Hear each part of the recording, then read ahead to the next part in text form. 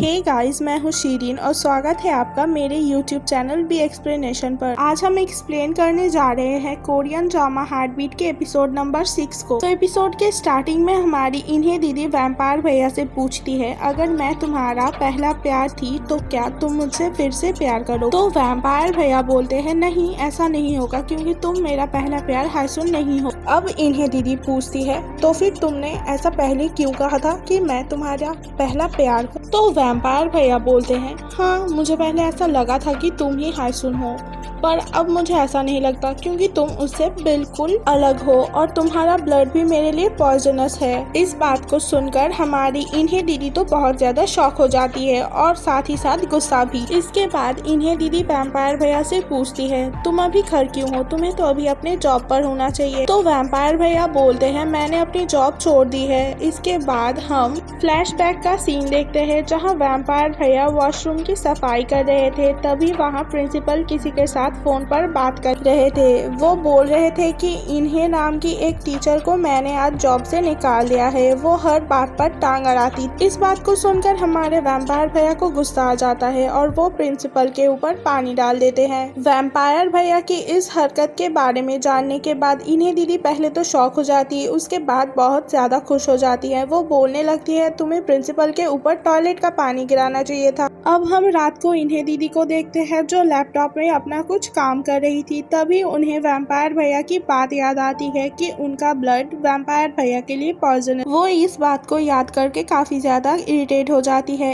अब हम हायसुन को देखते हैं। बाय द वे, इस जमाने की हायसुन का नाम हाई ओन होता है। हायसुन के पास किसी का कॉल आता है और वो बात करने के बाद काफी ज्यादा सेटिस्फाई लग रही थी। अब हम इन्हें दीदी को देखते हैं जो हर जगह जॉब इंटरव्यू के लिए जा रही थी, पर हर जगह उन्हें बस रिजेक्ट कर दिया जा रहा था। उनके सभी इंटरव्यू रिजेक्शन के पीछे प्रीवियस स्कूल प्रिंसिपल का हाथ था। इसके बाद इन्हें दीदी के पास दोशिक का कॉल आता है जो इन्हें दीदी से मिलना चाहता था। इसके बाद हम वैम्पायर भैया और संघे को देखते हैं जो साथ में दंगसप के शॉप में जा रहे थे। इस दौरान संघे वैम्पायर भैया से बोलते हैं, हमें गोल्ड बार को ढूंढना होगा। तो वैम्पायर भैया बोलते हैं, झूठ मत बोलो, तुम्ही ने उन्हें चुराया था। तो संघे चिल्लाकर बोलता है, मैं कितनी बार कहूँ कि मैंने कुछ नहीं चुराया, अब तो मैं उन गोल्ड बार्स को ढूंढ कर ही रहूंगा। अब ये दोनों दंगसप के शॉप के सामने पहुंच जाते हैं जहां एक लंबी सी लाइन दिखती है। दंगसप के शॉप के सामने वैम्पायर तोबुकी शॉप नाम का एक दूसरा शॉप खुल चुका था जहां बहुत सारे लोग आ रहे थे।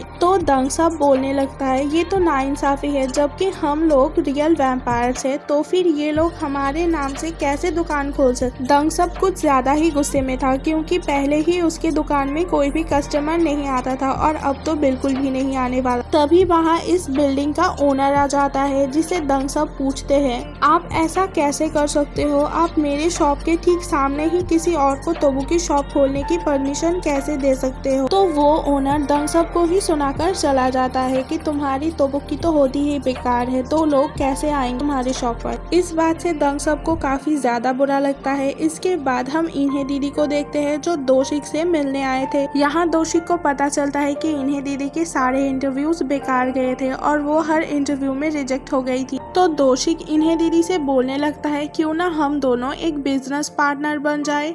तुम अपने मैंशन को एक गेस्ट हाउस में बदल सकती हो, इससे तुम्हारी अच्छी कमाई हो जाएगी। इन्हें दीदी दोशिक को कोई जवाब नहीं देती और घर वापस आ जाती है। रास्ते में हम देखते हैं इन्हें दीदी के पास बहुत सारे मैसेजेस आ रहे थे क्योंकि उन्हें टैक्स भरना था और उनके पास बिल्कुल भी पैसे नहीं थे। अब इन्हें दीदी घर आने के बाद वैम्पायर भैया से इस बारे में बात करती है कि हम इस मैंशन को एक गेस्ट हाउस में बदल सकते हैं, पर वैम्पायर भैया तो साफ साफ मना कर देते हैं। इसके बाद इन्हें दीदी बोलने लगती है, क्या पता अगर हम इस मैंशन को एक गेस्ट हाउस में बदल देते हैं, इसके बाद ये काफी ज्यादा फेमस हो जाएगा और क्या पता हायसुन भी इस बात को सुनकर यहाँ वापस आ जाए। तो वैम्पायर भैया पूछने लगते हैं, तुम ऐसा करोगी कैसे? तो इन्हें दीदी बोलती है, दोशिक हमारी मदद करेगा। अब हम वैम्पायर भैया को देखते हैं जो अपने दोस्तों के पास आए हुए थे। वो दोशिक के बारे में इंटरनेट पर सर्च कर रहे। सब कुछ होने के बाद वो फीमेल सुंदर वैम्पायर बोलने लगती है, मुझे लगता है दोशिक इन्हें को पसंद करता है, वरना आजकल कोई फ्री में किसी की भी मदद नहीं करता।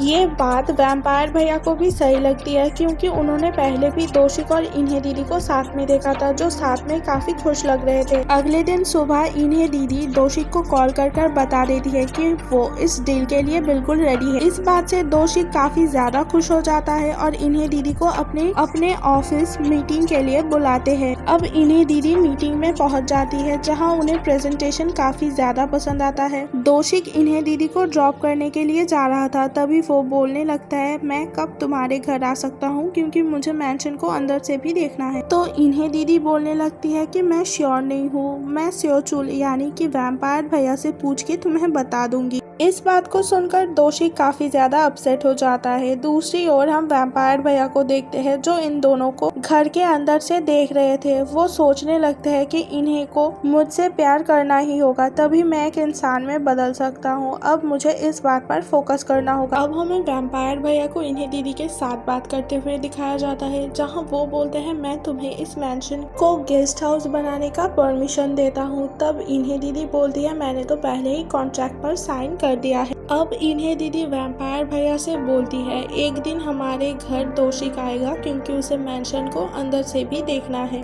तो वैम्पायर भैया टांग खींचते हुए बोलते हैं, तो तुम क्या चाहती हो, जब दोशिक आएगा तब मैं घर पर ना रहूं ताकि तुम दोनों अकेले में टाइम स्पेंड कर सको। तो इन्हें दीदी बोलती है, नहीं ऐसा कुछ नहीं है, अगर तुम्हें रहना है तो तुम भी रह सकते हो।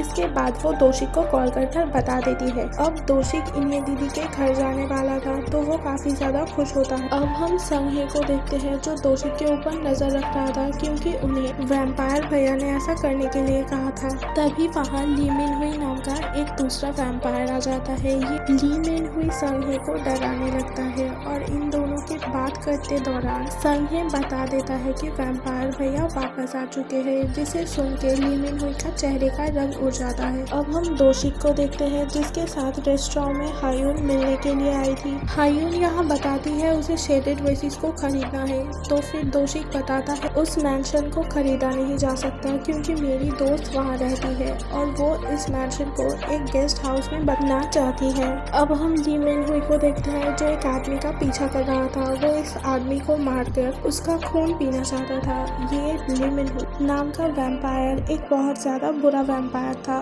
वो जिंदा इंसानों को मारकर उनका खून पीना चाहता था। इसके बाद वहाँ कैटमैन आ जाते हैं जिसकी वजह से ली मिनहुई का ध्यान भटक जाता है और वो आदमी यहाँ से चला जाता है।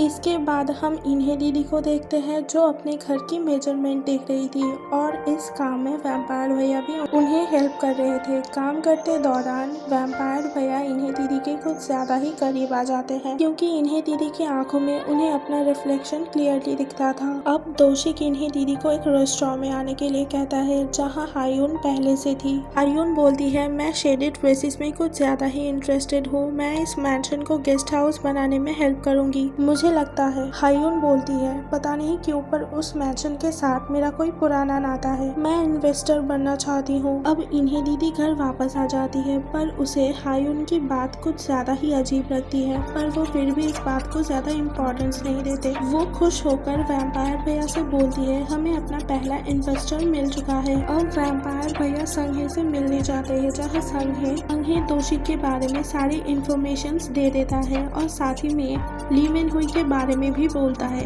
अगले दिन सुबह दोशिक इन्हें दीदी के मैंशन में आ जाता है। हाँ, वैम्पायर भैया भी होते हैं। दूसरी ओर इन्हें दीदी दोशिक को मैंशन दिखाने में बिजी थी।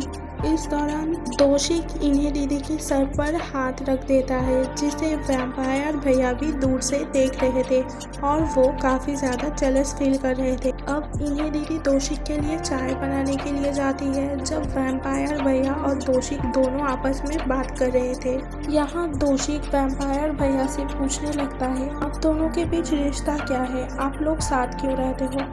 तो वैम्पायर भैया बोलते हैं कि हमारा पर्सनल मैटर है, मैं तुम्हें बताना नहीं चाहता। वैम्पायर भैया दोशिक से पूछने लगते हैं, तुम बताओ तुम्हें इन्हें कैसी लगती है? तो दोशिक जवाब देता है, इन्हें वही लड़की है जिसे मैं हमेशा प्रोटेक्ट करना चाहता हूँ। दोशिक के जाने के बाद इन्हें दीदी वैम्पायर भैया से बोलती है, तुम दोशिक के साथ ऐसे वियर्ड बिहेव मत किया करो। तो वैम्पायर भैया बोलते हैं, तुम्हें तो बड़ी खुशी हो रही होगी है ना, क्योंकि अब तो सभी तुम्हें प्रोटेक्ट करना चाहते हैं। अब इन्हें दीदी अपने घर पर होती है जब डोरबेल बजता है। वो जब बाहर जाकर देखती है तो वही नेबरहुड वाले कपल आए हुए थे। इन्हें देख के इन्हें दीदी काफ़ी ज़्यादा डर जाती है। इसके बाद वहाँ वैम्पायर भैया आ जाते हैं जिन्हें देख के ये कपल भी डर जाता है। सभी मिलकर आज रात नेबरहुड पेट्रोल करने वाले थे, क्योंकि इस एरिया से पुलिस स्टेशन काफ़ी ज़्यादा दूर है, इसीलिए नेबरहुड वाले नेबर पेट्रोल करते हैं। कुछ देर बाद वो दोनों घर वापस आ जाते हैं जहाँ हायून पहले से आई हुई थी। हायून को देख के वैम्पायर भैया बिल्कुल चौंक जाते हैं, क्योंकि हायून बिल्कुल वैम्पायर भैया के पहले प्यार की तरह दिखती थी। उन्हें लगता है हायून उनका पहला प्यार यानी कि प्रिंसेस है। वैम्पायर भैया भागते हुए जाकर हायून को हग कर लेते हैं और उन्हें हायसुन पुकारने लगते हैं। इस सीन को देखकर हमारी इन्हें दीदी तो बिल्कुल शॉक हो गई थी, क्योंकि कहीं ना कहीं इन्हें दीदी के मन में भी अब वैम्पायर भैया के लिए फीलिंग्स आने लगी थी। यही हमारे 6th एपिसोड का एंड हो जाता है। Like this video, subscribe to my channel. Thanks for watching.